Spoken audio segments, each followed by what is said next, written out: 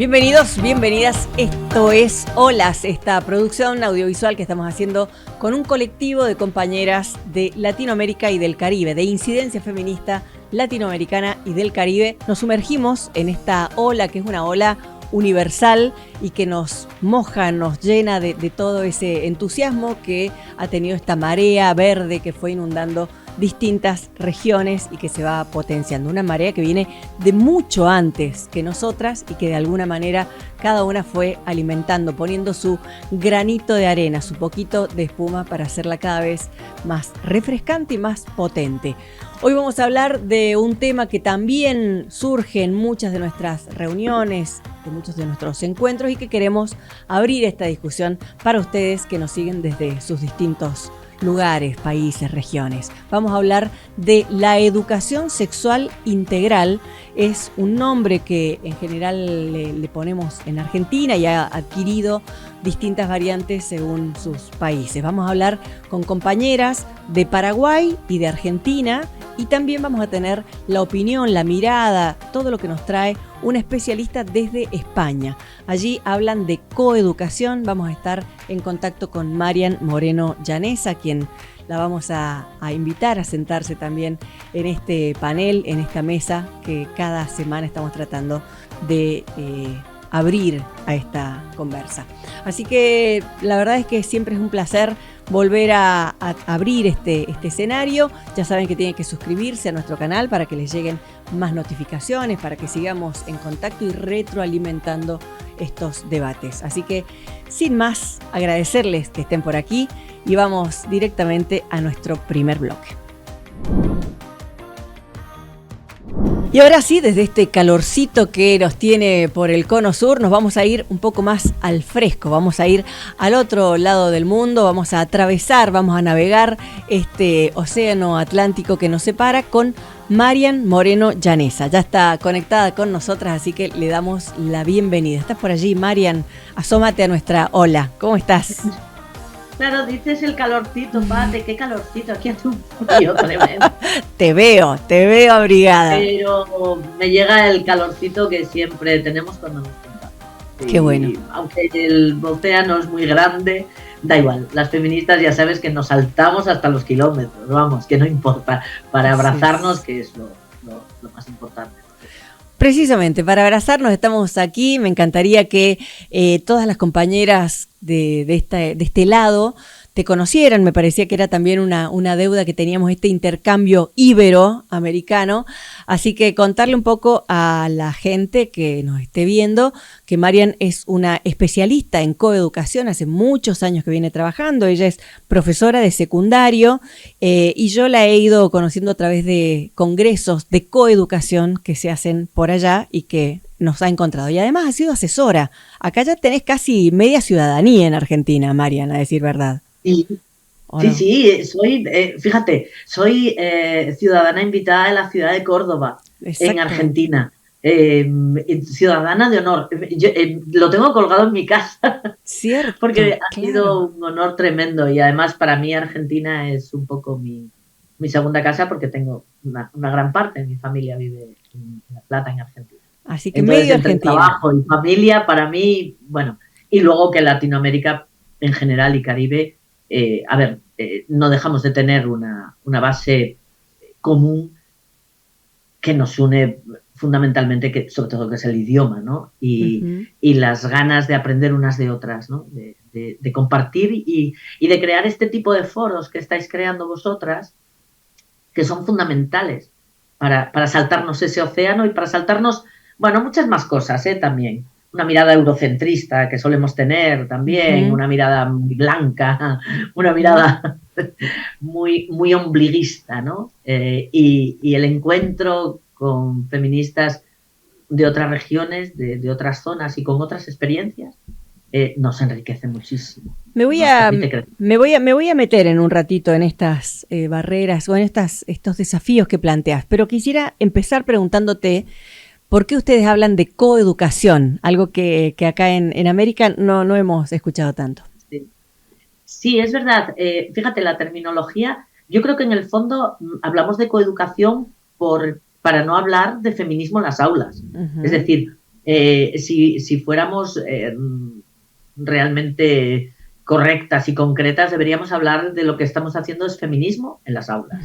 Pero ya sabes que a alguna gente se le ponen los pelos como escarpias solo pensar en la palabra feminismo. Entonces aquí se utilizó la palabra coeducación, es decir, educar en conjunto a niños y a niñas, un poco para diferenciarlo de lo que es la escuela mixta. La escuela mixta sería solo meter en el mismo aula a niños y a niñas, y coeducar es educar sin estereotipos sexistas.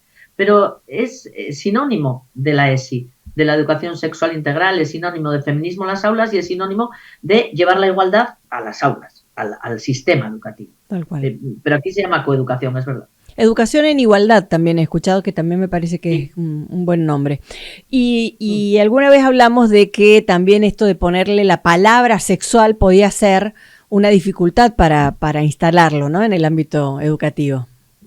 Claro, es que ten en cuenta que a ver, hablando libremente, hay gente que tiene mucha mierda sexual en el cerebro y que en el momento en que aparece la palabra sexual, pues le sale toda la porquería, perdón por las palabras, ¿vale? Por favor. Somos muy brutas. El streaming lo habilita. No solamente el acento es bruto, que lo sé. Para nada. Para nada.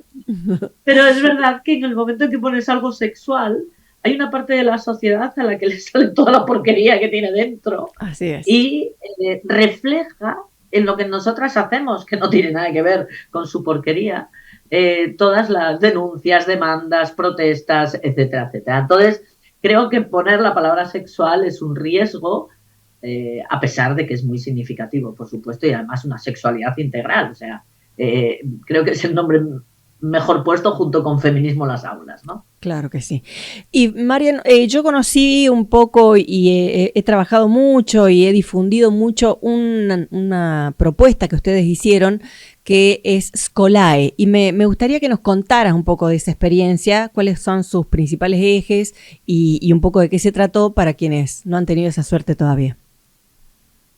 Mira, Scolae es un programa que todavía continúa en la zona, en la comunidad autónoma o región de Navarra, está cerca de Euskadi, para el del País Vasco, para colocarlo un poquito geográficamente también.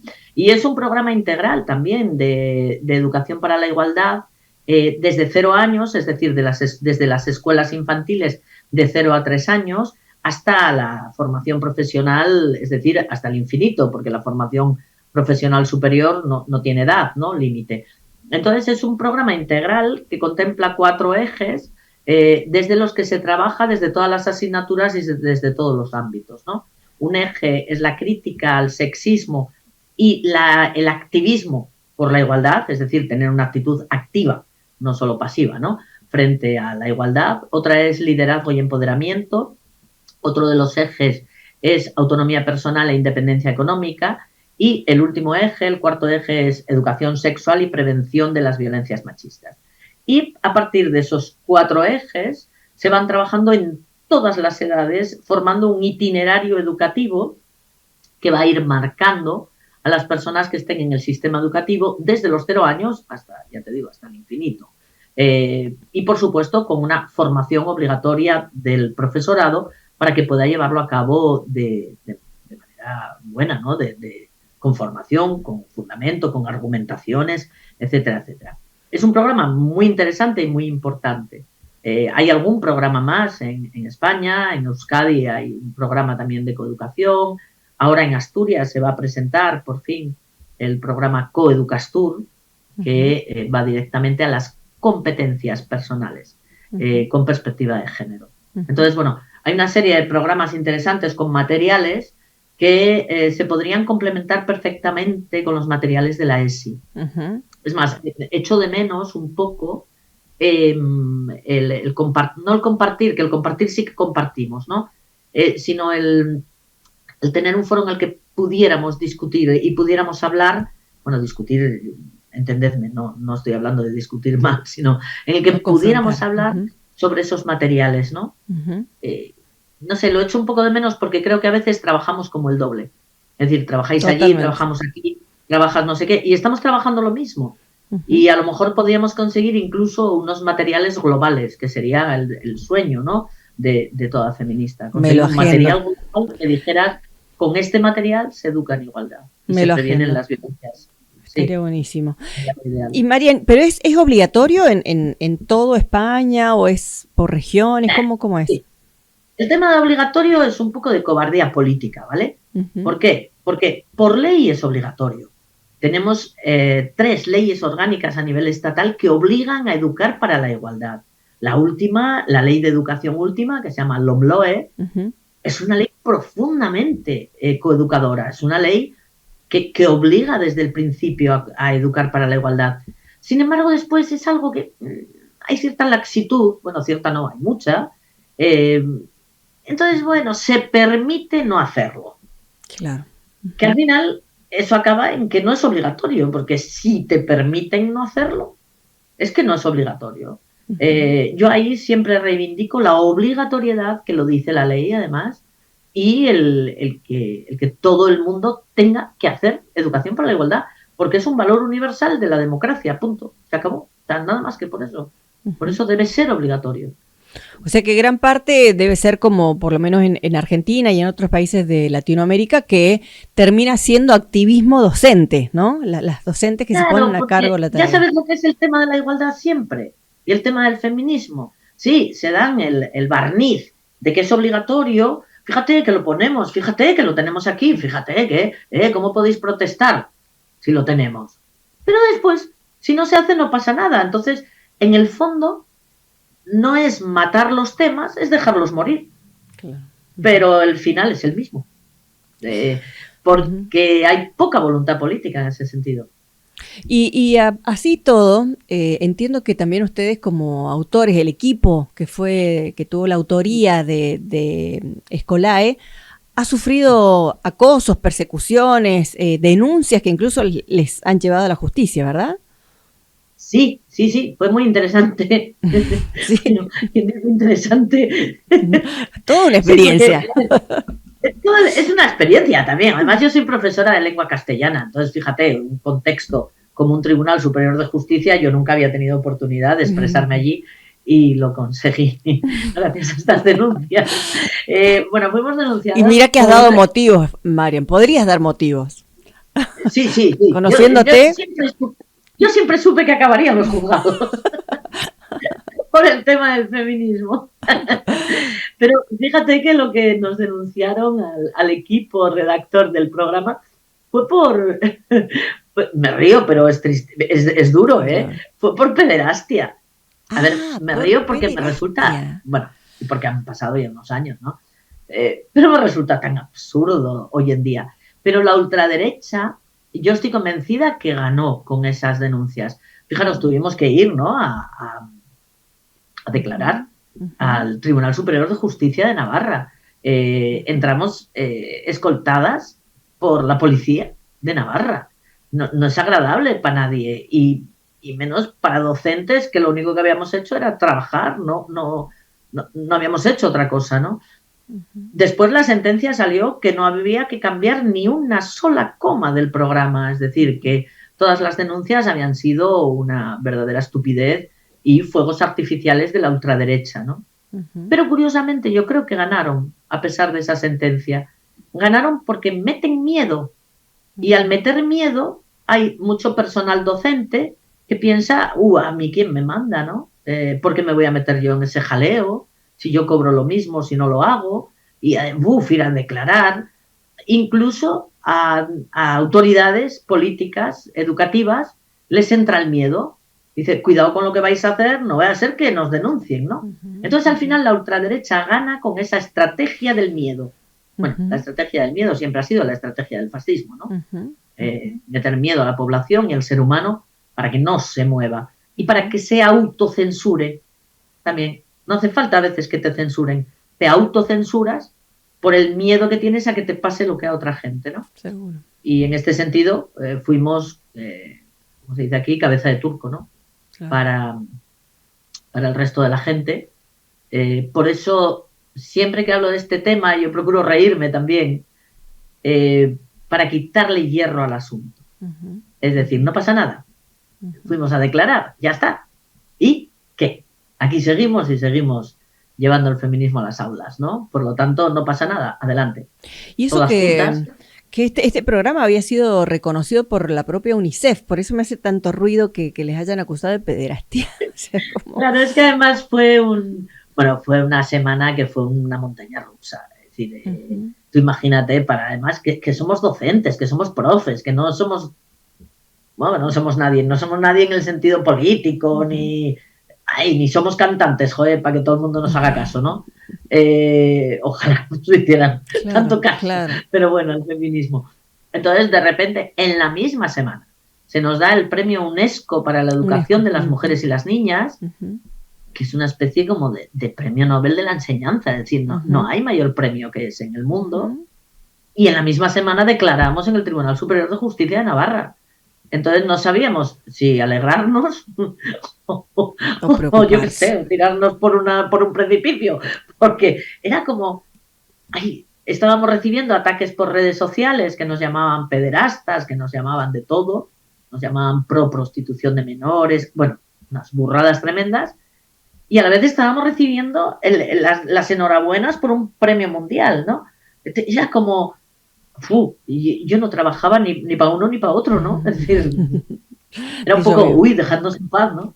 Marian, trabajar. Y en varios países de los que venimos hablando, lo que registramos también es que por parte de jóvenes, de adolescentes, hay una demanda de eso. O sea, esa resistencia también se ejerce por el hecho de los centros de estudiantes que piden, que se organizan para que siga existiendo. ¿Eso cómo ocurre por allá?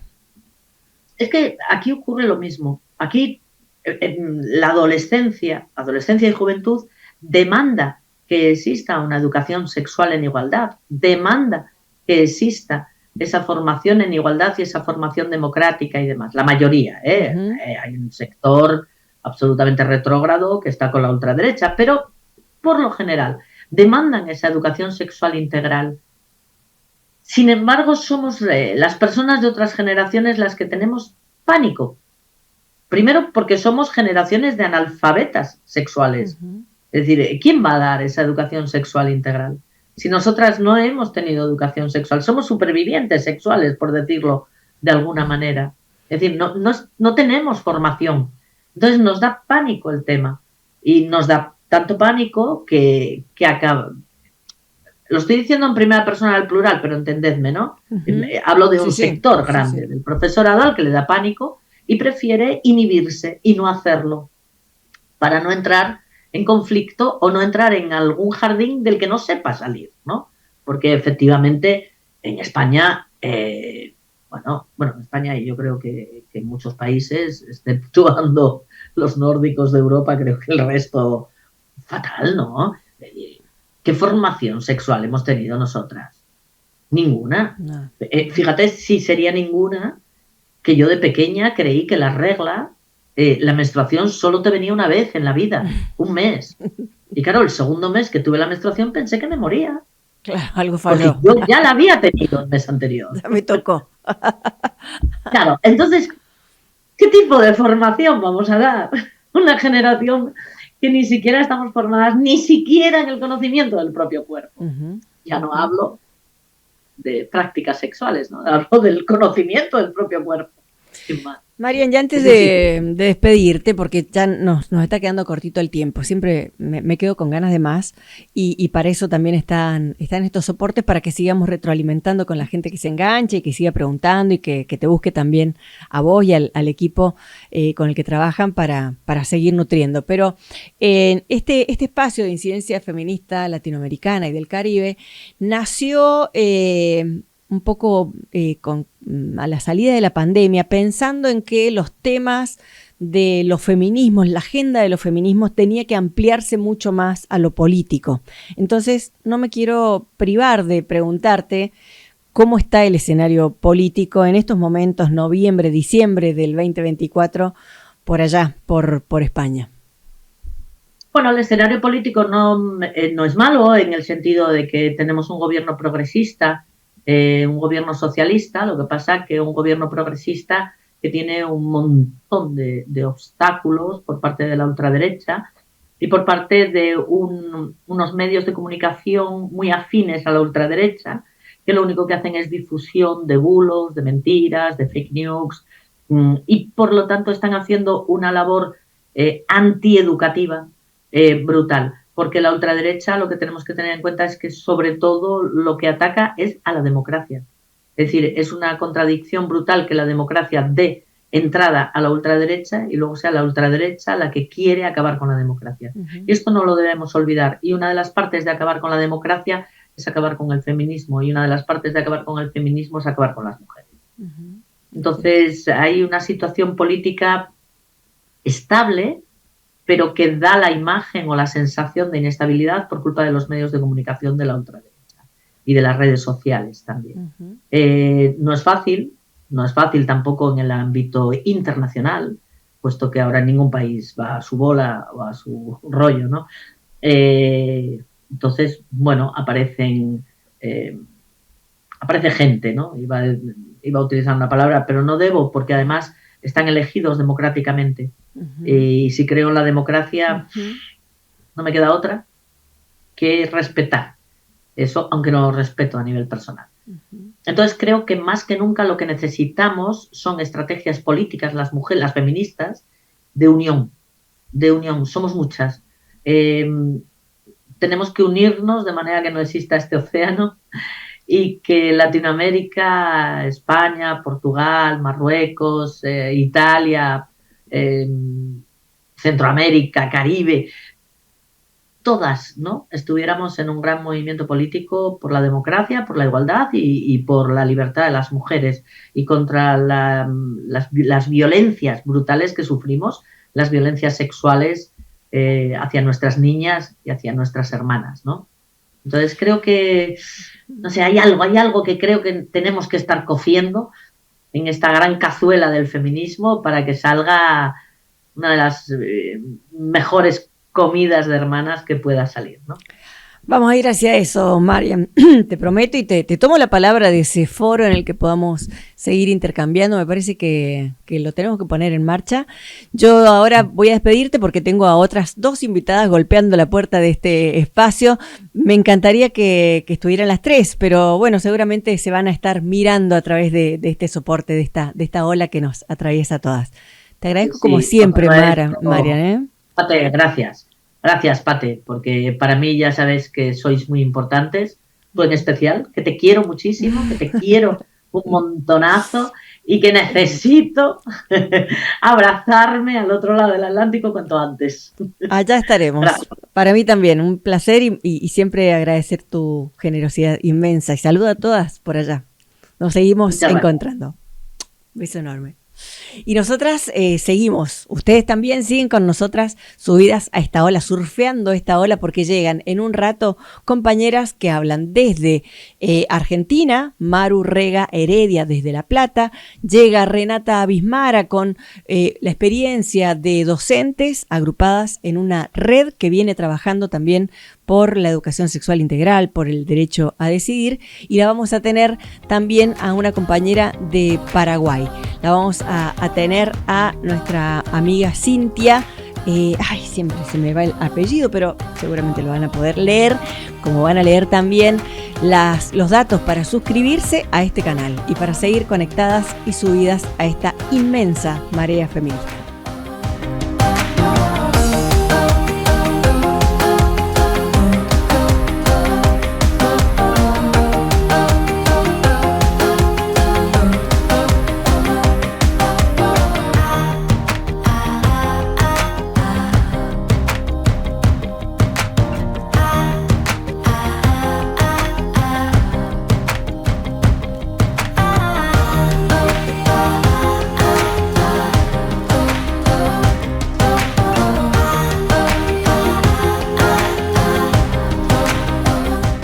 Se siente esta ola que rompe junto a nuestros piecitos. Ahí estamos invitando también a mojarse, a inundarse de toda esta marea verde que se expande a través de distintas latitudes. Estábamos conversando de lo que pasa del otro lado de nuestro océano Atlántico, y ahora volvemos para este lado, para el continente americano, más específicamente a Argentina y a Paraguay. Vamos a convocar a dos amigas, a dos activistas, compañeras de incidencia feminista latinoamericana y del Caribe. Les doy lugar a Maru Rega y Cintia Aquino. Las voy a saludar y después les cuento quiénes son, a ver si andan por allí, si nos están mirando. Hola Maru, hola Cintia, ¿cómo están? Hola, hola. Un gusto. Bueno, ¿Qué tal? Qué bueno que hayan llegado por aquí. Les voy a contar que Maru Rega es docente, es parte de Incidencia Feminista en Argentina, es la secretaria de Igualdad de Género del SUTEBA de Ensenada, que es el gremio docente de la provincia de Buenos Aires. Y por su parte, Cintia Aquino es también de Incidencia Feminista Latinoamericana, es uno de nuestros nodos en Paraguay. Ella es defensora de derechos humanos, activista feminista e integrante de la campaña C28 de igualdad de género. Maru, también agregamos que es integrante de la campaña nacional por el derecho al aborto legal, seguro y gratuito. Bienvenidas otra vez más y muchas gracias otra vez por estar aquí en este Olas, que es de todas, ¿eh? Y estamos tratando de ir cerrando este ciclo con algunos temas que son muy de agenda, de los que hablamos muchas veces y que nos parece que también está bueno mostrar contrastes y similitudes en los distintos países que integran nuestra alianza.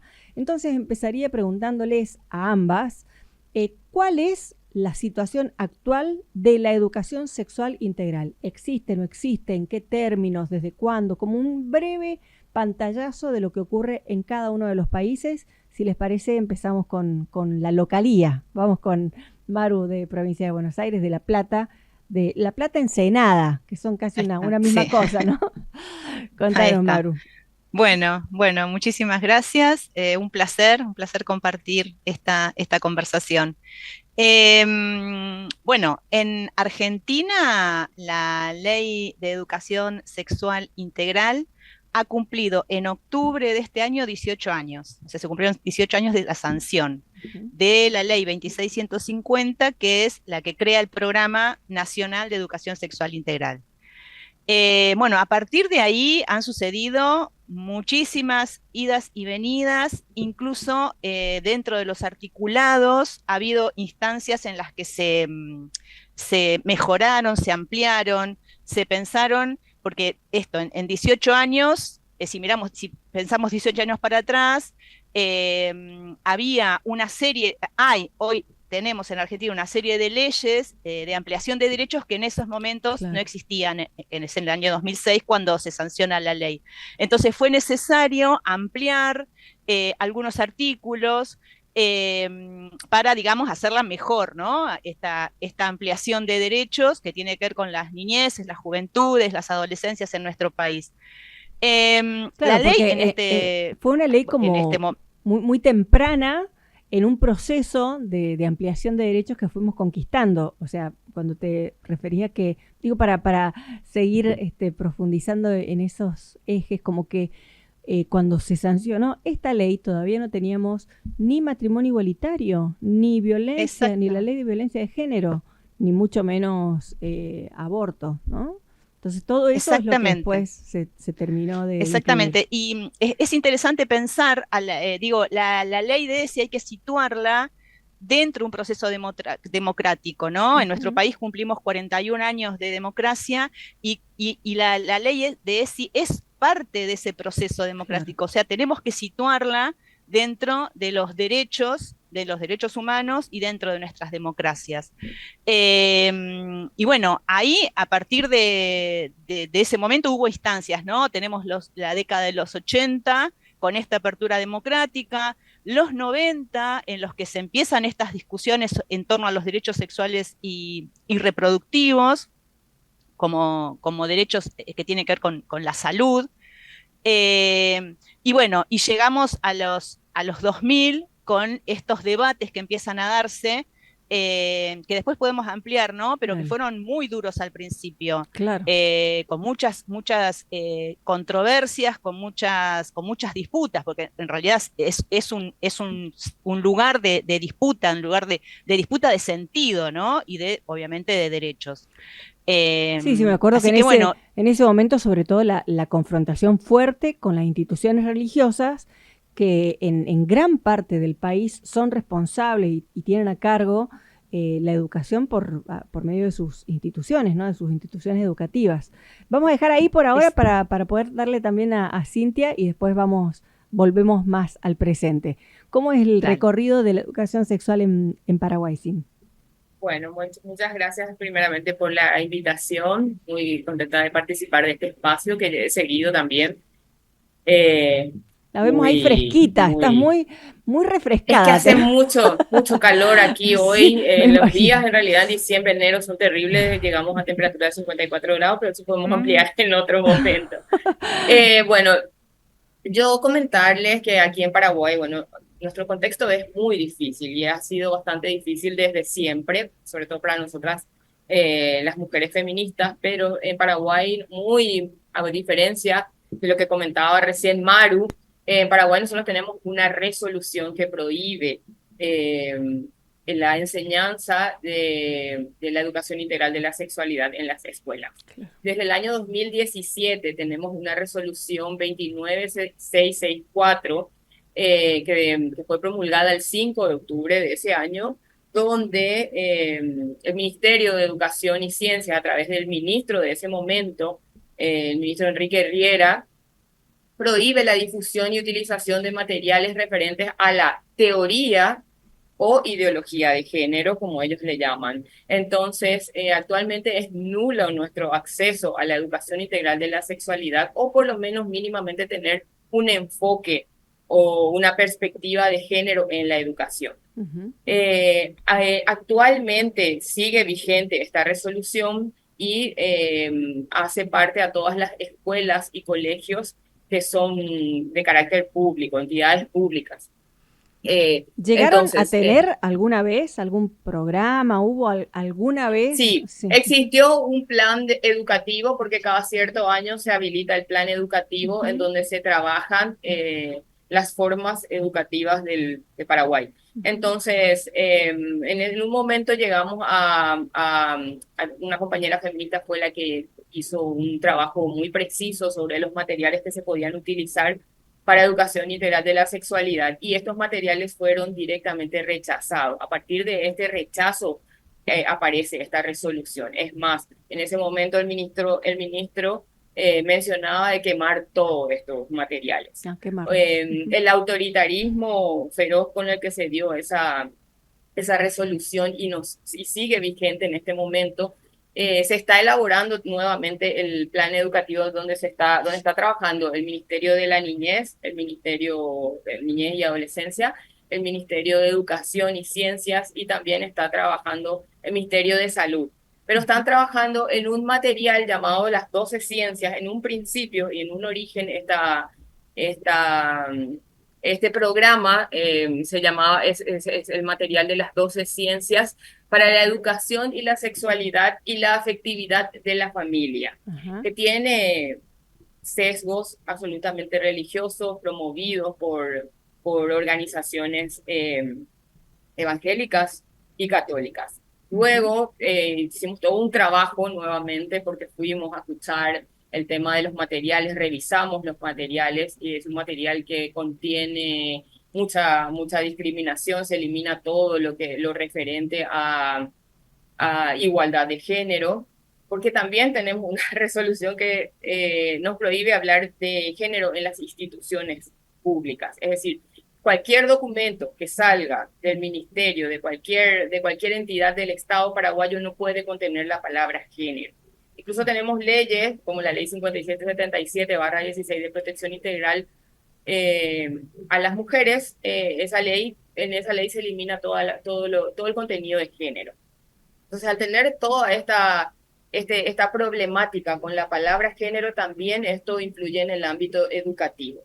Actualmente esta resolución sigue, como digo, vigente, y el plan ya no se llama las 12 ciencias para la educación de la sexualidad y la afectividad en la familia. Está cambiando de nombre y le han puesto el nombre de educación de la sexualidad, de la afectividad y educación de la afectividad y la sexualidad en la escuela. Que también sigue conteniendo cosas, tiene un contenido de cuestiones altamente religiosas donde habla de Dios, la creación del alma y todo esto que los niños deberían respetar, mucho más allá de darles conceptos claros sobre lo que significa la sexualidad. Me Y llama la además, atención, ¿no? Sí. Continúa, ya. sí, Aporta. además, bueno, mencionar que Paraguay tiene un índice muy alto, es el segundo país dentro del Cono Sur que tiene índices altos de embarazo en adolescentes. Primero está Brasil y luego está Paraguay. Esto Mira. es absolutamente grave, dimensionando un poco el tamaño del territorio brasileño y también del territorio paraguayo. Nosotros no llegamos a 7 millones de personas, ¿verdad? Claro. Entonces, y también tenemos también esta situación de vela, la cantidad de abusos sexuales a niños, niñas y adolescentes que hay en el país. Entonces, nuestra situación es bastante grave en materia de avances de educación integral de la sexualidad. Sin embargo, de alguna manera nos reinventamos para poder seguir Ahí nos vas a contar trabajando. Cómo. Ahí nos vas a contar cómo.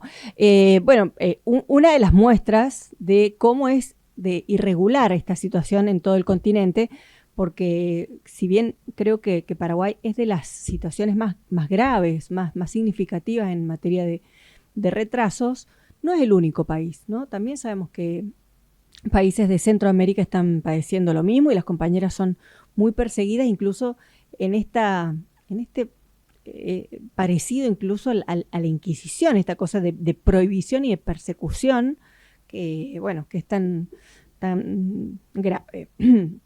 Pero vamos un poquito ahora al presente, así le preguntamos a Maru, más allá de este recorrido, ¿cómo es la situación actual de Argentina? Porque también es cierto que el contexto nacional ha cambiado drásticamente.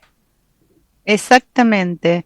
Sí, la escuchaba a la compañera y, digamos, con esto de las prohibiciones, ¿no? Prohibir la palabra género. Bueno, acá, a partir de la llegada de un gobierno ultraconservador, neoliberal, fascista, tenemos adjetivos calificativos de sobra.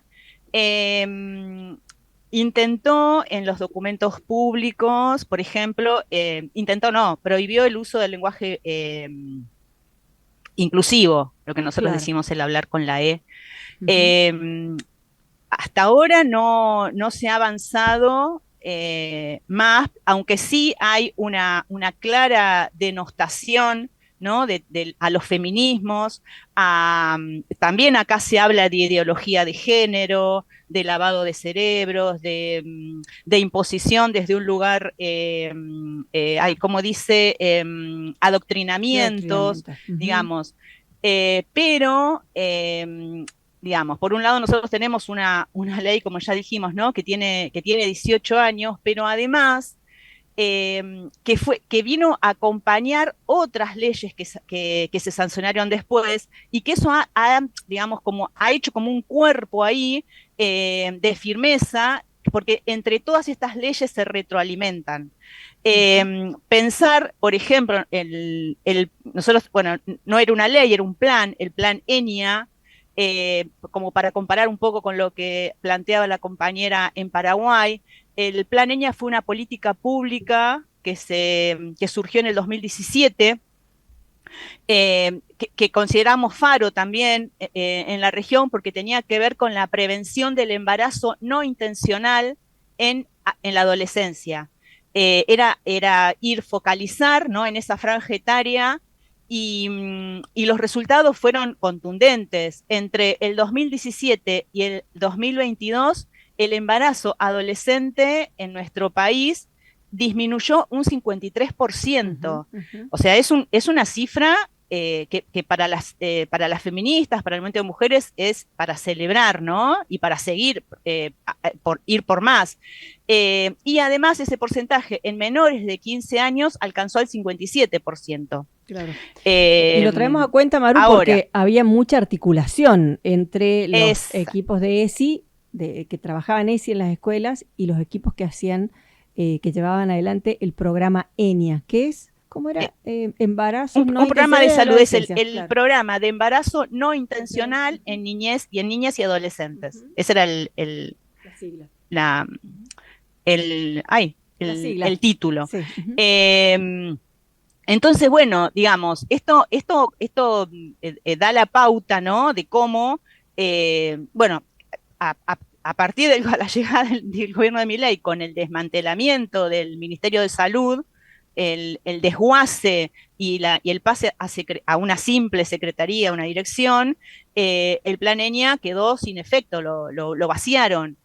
Entonces digo, ¿cómo nosotras desde nuestro movimiento, cómo pensar en la importancia de esta articulación entre programas y leyes, ¿no?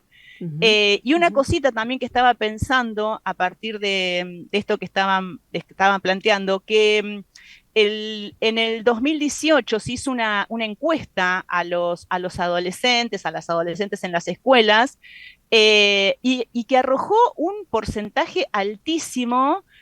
Más del 80% de los jóvenes y los adolescentes en nuestro país reclamaban que se trabaje la ESI en las escuelas. Claro, entonces, bueno, eso también, ¿no? Como adolescentes y jóvenes apropiándose de ese derecho y a defenderlo también. Exactamente. Le voy a pasar la palabra. ¿Te parece que hablemos un poquito del panorama de nuevo en Paraguay? ¿Cómo lo están? Cintia decía, bueno, nos arreglamos para hacerlo. Vamos con ella y después pedimos también un videíto que tenemos para contar cómo también se viene haciendo un poco en Argentina. ¿Cómo se las arreglan, Cintia, en ese marco de prohibiciones? Bueno, comentarles que nuestra situación cada vez está un poco peor. Ahora mismo tenemos una nueva ley que controla a las organizaciones sociales, sobre todo nuestros temas. Está vigente, fue promulgada el 15 de noviembre recientemente y todavía no entra en vigencia porque, bueno, el Ejecutivo todavía está esperando algunas cosas.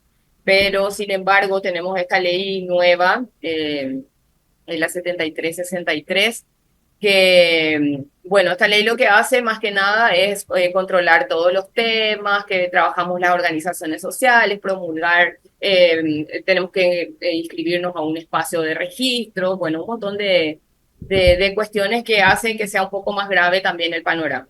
Sin embargo, nosotras, en la firme convicción de trabajar en esto que hace referencia a la educación integral de la sexualidad, tenemos espacios de padres y madres donde nos reunimos para conversar.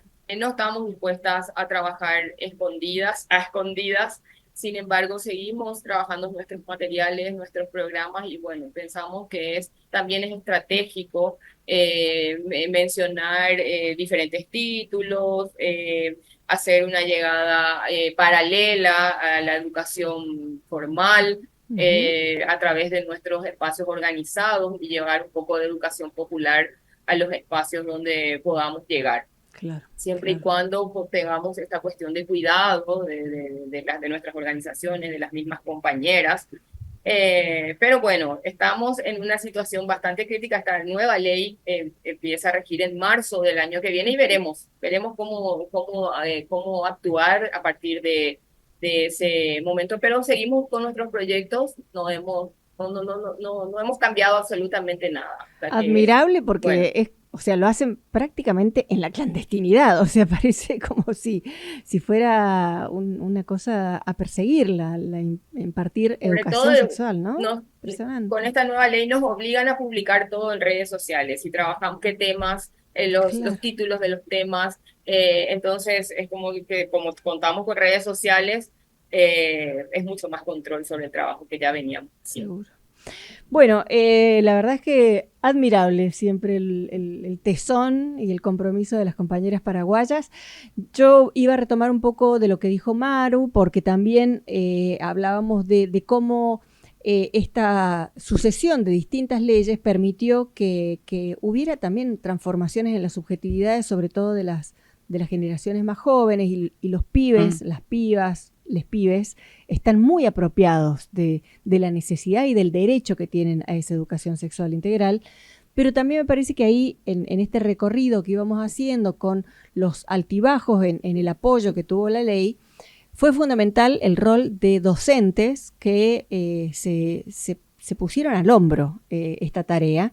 Entonces quería invitar a Renata Bismara, que ella es integrante de la red de docentes por el derecho a decidir, para que ella nos cuente un poquito de esta red precisamente que ha sostenido con tanto compromiso nuestra Ley 26150.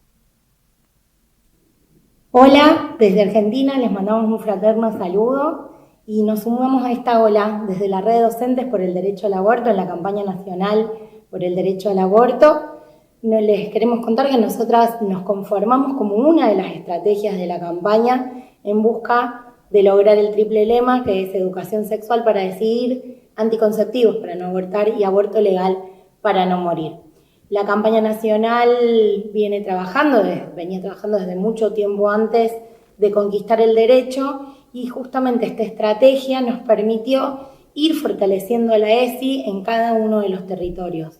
Nosotras hoy, como red docentes, tenemos compañeras y compañeros a lo largo y ancho del país, y desde donde vamos articulando y compartiendo distintas experiencias, fundamentalmente para sacar al aborto de la clandestinidad pedagógica, pero trabajando en general por una ESI que empodere a nuestras alumnas, a nuestros alumnos, y que trabaje por un mundo justo donde las niñas no sean madres.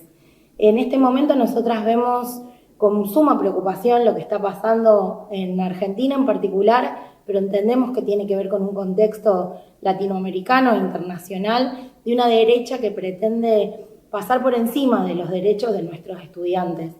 En Argentina vemos que ha habido un recorte gigante de presupuesto para la ESI. Es la primera vez desde el 2006 que existe que no hay ningún tipo de presupuesto destinado desde Nación, ni para materiales, ni para formación, ni, por supuesto, para un equipo, como lo hubo durante más de 10 años.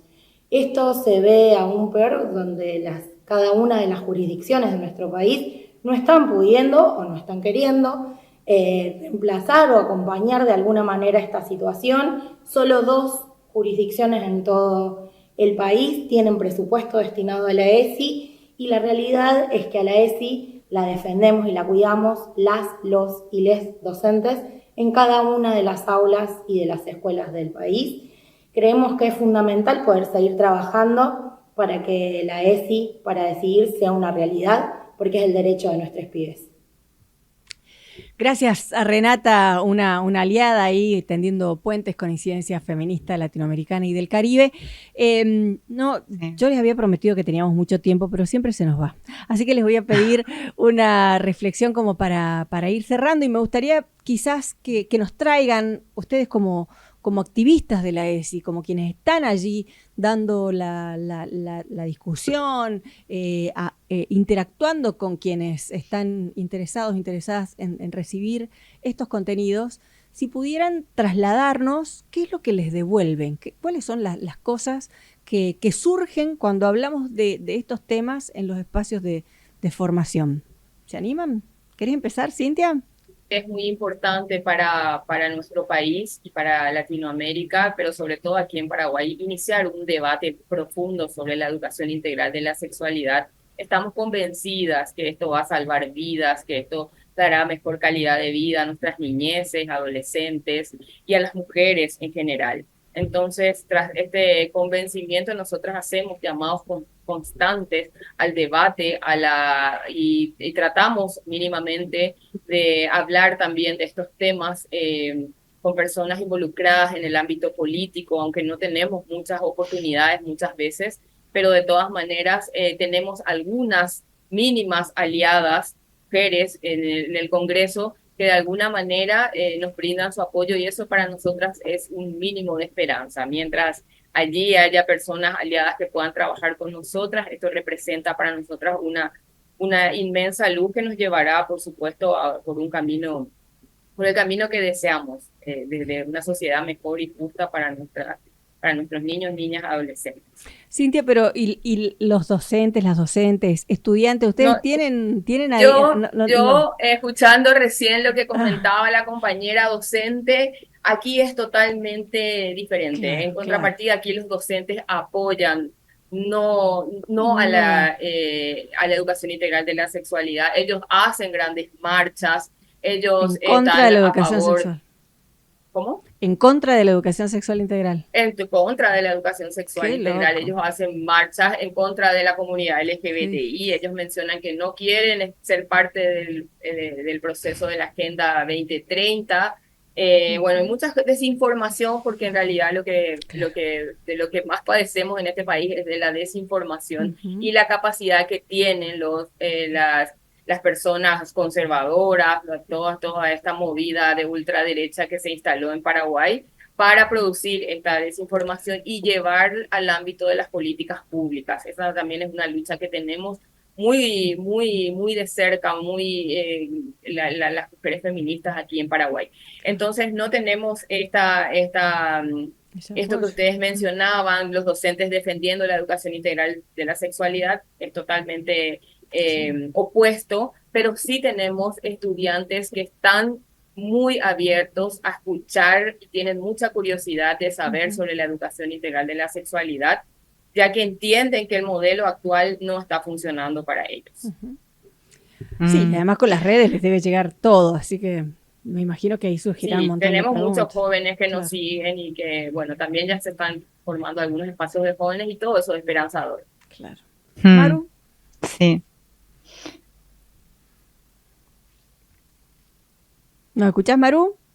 Sí, sí, ahí, bueno, escuchando la Cintia también a mí se me vinieron varias cuestiones que me gustaría mencionar. Por un lado, acá también en nuestro país hubo docentes con ley vigente, con resoluciones ministeriales y lineamientos curriculares que han sido denunciados o denunciadas justamente por cumplir una ley. No prosperó, digamos, porque, bueno, tenemos una ley vigente, pero, digamos, esos sectores conservadores y antiderechos acechan y están a la espera de poder atacar. Ahora, nosotros, bueno, ahí tenemos nosotros el rol de los sindicatos, el rol Claro. del movimiento feminista, el movimiento de mujeres. Para mí la ESI se nutre del movimiento feminista y viceversa, ¿no? El movimiento feminista nutre a la ESI y es también, la ESI es resultado de toda una historia de lucha del movimiento de mujeres. Pero también estaba pensando esto de que la ESI, como todo proceso pedagógico, eh, los efectos no son inmediatos, digamos, ¿no? Ujú, Abre procesos, la pedagogía ujú, en sí, y produce transformaciones en las prácticas, pero a muy largo claro, plazo. O sea, los efectos de la pedagogía una nunca los ve en lo inmediato. claro. Eh, y entonces ahí estaba pensando, ¿no? Una de mis hipótesis y del movimiento de las compañeras es que no es casual que la irrupción que nosotras tuvimos con la marea verde allá por el 2015 es en parte producto de este proceso de ley de educación sexual integral que arrancó como ley allá en el 2006, digamos, Ujú, jóvenes, muy jóvenes, pibas y pibes, llenando plazas, reclamando por el derecho, bueno, por el ni una menos, pero después que se traslada a los debates en la legislatura por el derecho al aborto, ¿no? ujú. Apropiándose de decidir sobre sus propios cuerpos. Ahí tenemos una transformación profunda que fue a largo plazo. Claro. Para aquellas que dicen, y aquellos conservadores que dicen que no sirve para nada, que la ley no se cumple, ¿no? Digamos, esa es una reflexión que siempre traigo porque ahí demuestra, ¿no? Un proceso largo Claro.